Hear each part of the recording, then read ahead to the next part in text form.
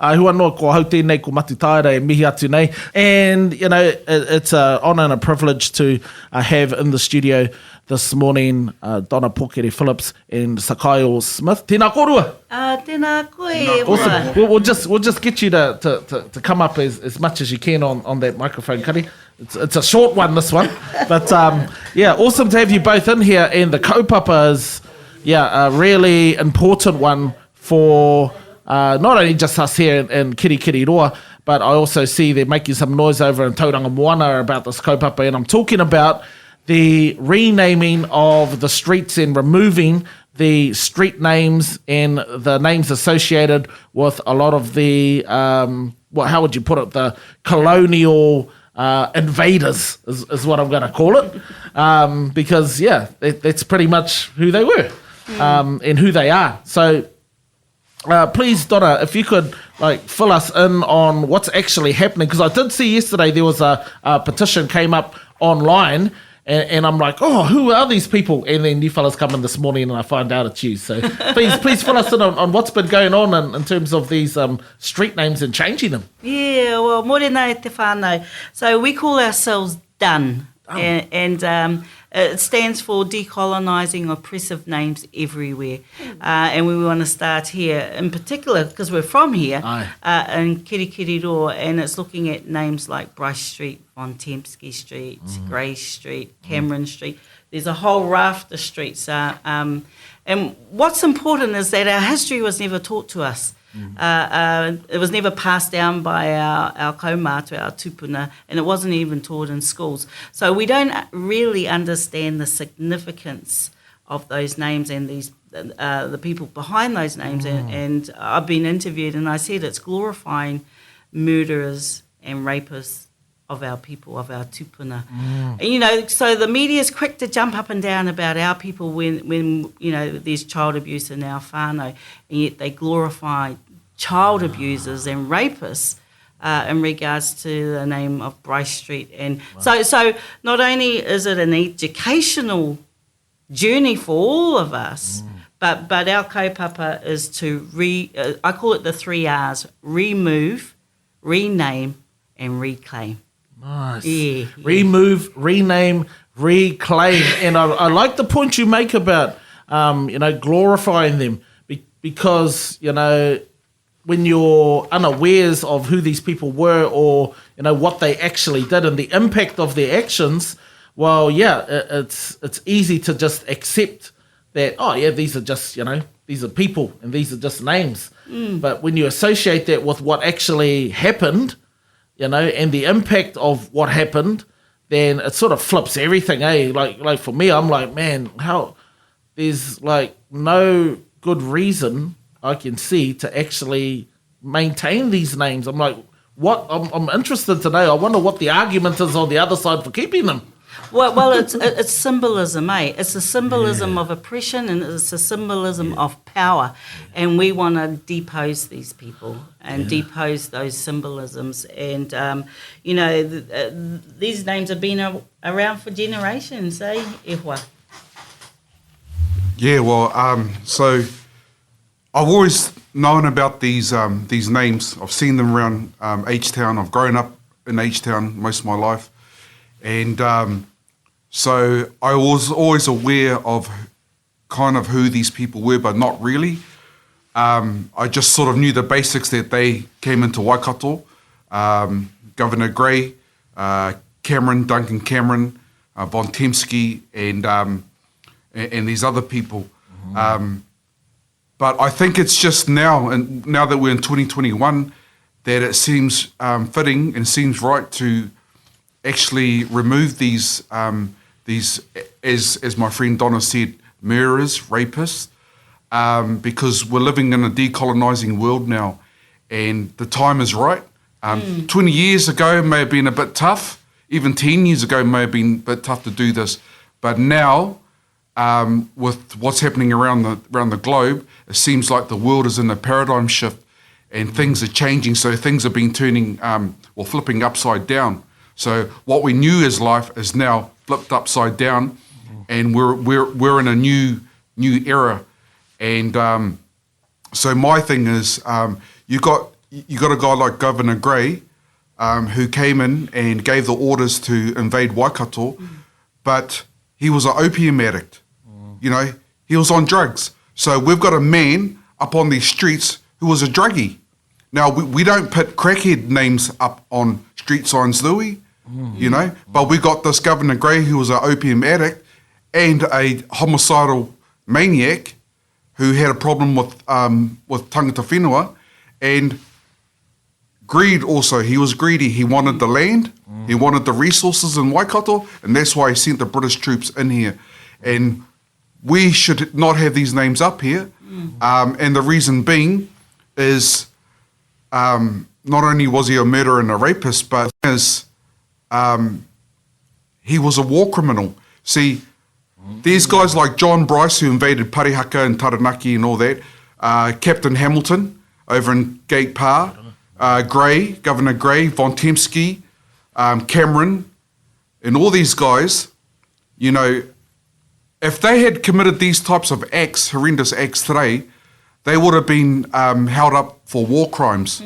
So, because when you wage war on non-combatants, and that's what happened in a lot of these wars that the British troops, British government sent into Aotearoa, they actually killed a lot of women and children who were unarmed.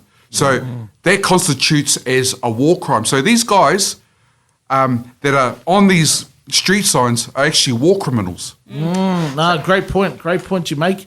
And, you know, the other thing you left out there amongst, you know, war criminal, drug addict, you know, homicidal maniac was a liar. Because the man made up some real massive lies to be able to get the support to come down there and invade the Waikato, that, you know, the kingitanga were going to come and burn Auckland to the ground. And, you know, come on. Yeah, and you know, and the other point I want to make also is that guy that murdered all those Muslims in Christchurch, now Jacinda Ardern got up in front of the media and she said she would never mention his name again. You know, this Brendan Tarrant is no different to George Gray or to John Bryce or to Gustav Von Temsky and all their friends, you know. These guys were terrorists and they were mass murderers. So why do we have them up as street names? Why are we mentioning their names? Yeah, and I think I might have an answer to that, bro. It's because they were doing the bidding of the government of the day. Yeah. So, yeah, they were government gangsters, bro. Yeah. And they were, like, ruthless. Yeah. Yeah, bro, exactly. So whether they were for the government or whether they were doing it for themselves, at the end of the day, they're still war criminals, they're still murderers, they're still rapists. It doesn't matter if they did it under the British Crown, you know, you know, they have to answer to somebody for the crimes that they have done. And we're here to try and remove that legacy so that New Zealand, Māori and Pākehā, so we can move on together with a brighter and a more positive future. Love it, bro, yeah. And what I'm really getting to is, you know, although these things have happened in the past, the commitment I hear is actually creating a better future for everybody and you know, actually reconciling with what happened then and putting it back in the past where it belongs. That's right, and so one, there's an educational aspect to it, and when I talk about reclaiming, it's about us as New Zealanders, from, you know, Indigenous as well as our tauiwi whanaunga. It's about us moving forward together and looking for names that give those street signs integrity, because those names don't. And there are other, heaps of other names as well. So these were the men that sent the charge out to, you know, this is about war crimes and genocide. But there were men below them as well that have streets named after them as well. So this is just the beginning. It's, you know, there's a whole lot of other names. And now that we're bringing history into the schools, I think it's timely as well. Yes. And what I'm really getting is that this is a massive opportunity for us to learn, you know, to school ourselves, to school our up-and-coming generations, our current generations, and just, you know, really inform everybody about what has actually happened, you know, and then actually coming to grips with that, like accepting that, reconciling that, and no longer ignoring it and pretending that things are okay, whereas really underneath things aren't okay, Well, if Mayor Southgate is a good example, she didn't know how nasty Von Tempsey was, and she used the word, he's a nasty man. So again, it's about that education and the important reason as to why we have to remove these names. Yeah, Von Tempsey, man. And I remember when I was at uni back in the day and learning about, what happened in the colonisation process, about Titoko Waru. And I think one of the first rhymes that I sort of wrote back then in 95 was about that. Not that I can remember. It's something about like Titoko Waru at te ngutu o te manu. You can't see me, or Von Tempsey couldn't see me in Taranaki, or something like that. I don't know. But, I've been really adamant, since this kaupapa came up, that, this is something that's going to happen. So what actually is happening to what is done up to actually get these names changed? And, how can people out there contribute to changing these names? So basically, done, we've put a petition together. And so we're up to about over 3,000 signatures now. So it's out there, and people on the same wavelength, they agree that those street signs need to be removed. So we're submitting this petition to the Hamilton City Council. And the thing is, Hamilton City Council, Paula Southgate and all their councillors have commissioned a guy called Vincent O'Malley to do a report on these guys. The report came back, and the report wasn't very favourable of these guys. So the Hamilton City Council know what these guys did, and so the responsibility is on them. Now, I noticed that in the report, Vincent said that a couple of those guys played minor roles in the invasions of New Zealand.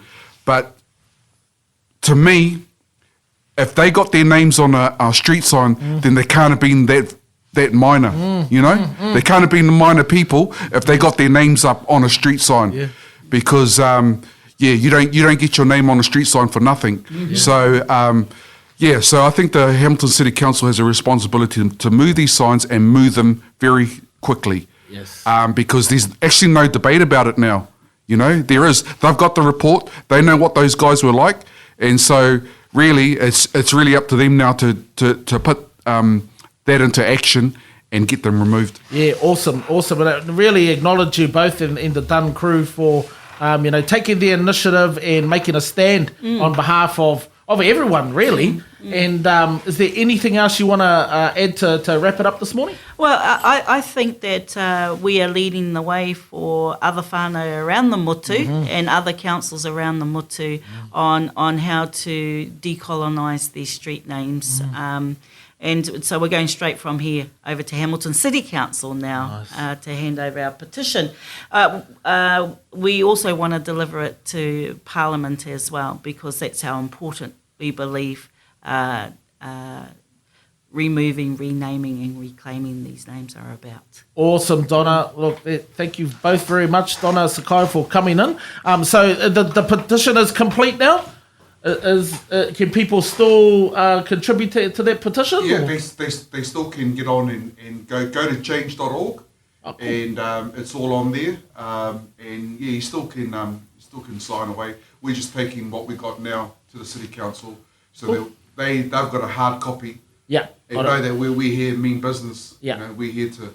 Hey, so we really want to encourage people to get onto that. I'll share it on our Facebook page for Tainui Live Whānau. So, really encourage you to get over there. And if you feel strongly about changing their names, these names, then get onto it, whānau. Look, wishing you guys all the best done. So that's decolonising oppressive names everywhere. Go to the Facebook page. Woohoo! Go to the Facebook page, whānau. Ai mihi nui tēnei ki a kōrua. And send all our love to Paula and the whānau at Hamilton City Council. Tēnā kōrua. Kia ora. Kia ora.